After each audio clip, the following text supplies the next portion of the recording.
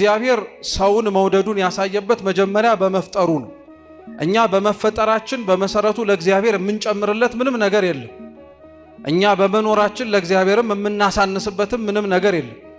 ለዛ ነው ቅዱስ ጎርጎርዮስ ዘኑሲስ ምን ይላል? አቤቱ ጌታ ሆይ የኛ መፈጠር ላንተ ምንም ላይ መሆንልህ ይችላል፣ ያንተ በእኛ ህይወት ግን መኖር በጣም ትልቅ ጉዳይ ነው ይላል።